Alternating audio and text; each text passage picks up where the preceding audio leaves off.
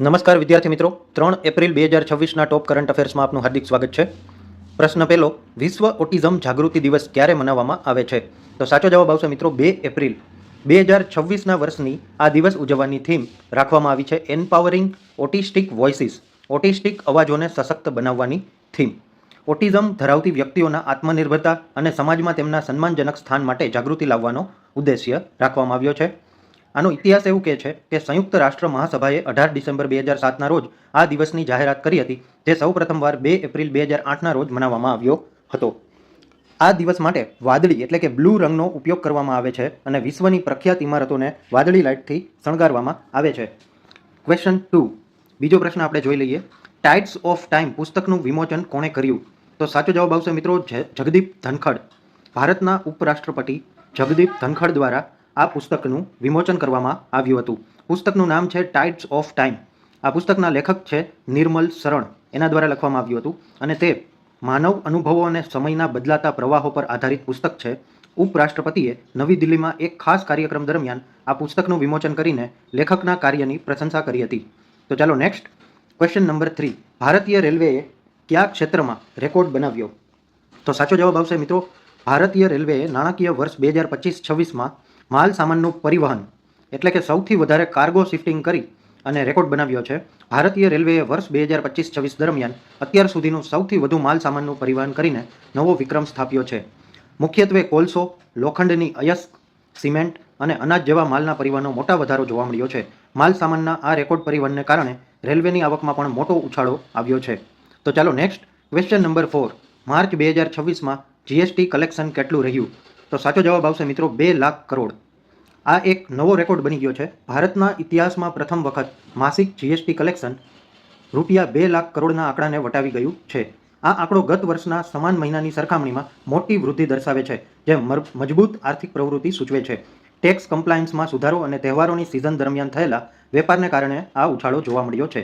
તો ચાલો next, question number 5, સાધના સપ્તાહ 2026 કોના માટે શરૂ કરવામાં આવ્યું? તો સાચો જવાબ આવશે મિત્રો સિવિલ સર્વન્ટ્સ એટલે કે નાગરિક સેવકો. આનો મુખ્ય હેતુ નાગરિક સેવકોમાં નૈતિક મૂલ્યો, માનસિક શાંતિ અને કાર્યક્ષમતામાં વધારો કરવાનો છે.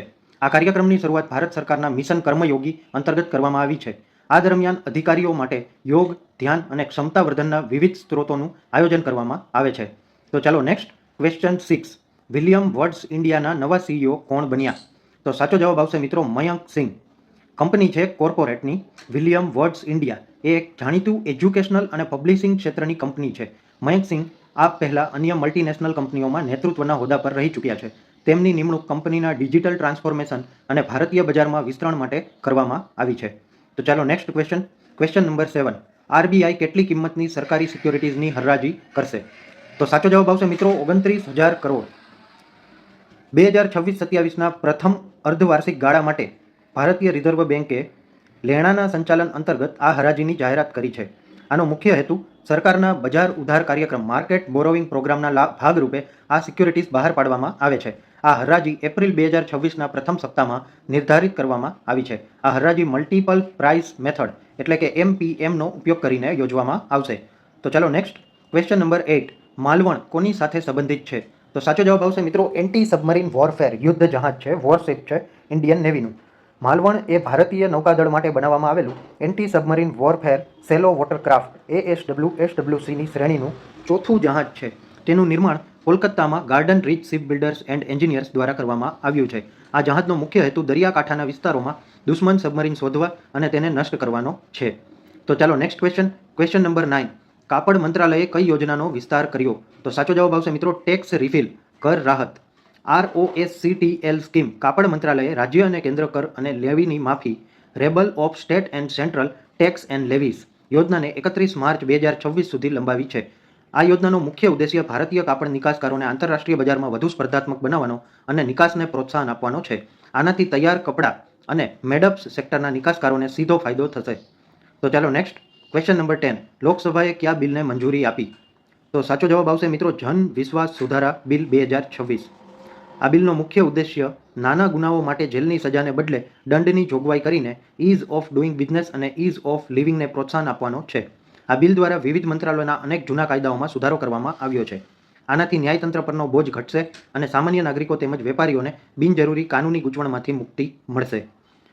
તો આ જીકેના પ્રશ્નો અને સાથે સાથે ડેઇલી કરંટ અફેરના પ્રશ્નો જોવાથી તમારા જનરલ નોલેજમાં અને આવનારી પરીક્ષાઓ માટેના કરંટ અફેરમાં વધારો થયો હોય તો આ ચેનલને લાઇક કરી દેજો, શેર કરી દેજો અને સબસ્ક્રાઈબ કરી દેજો.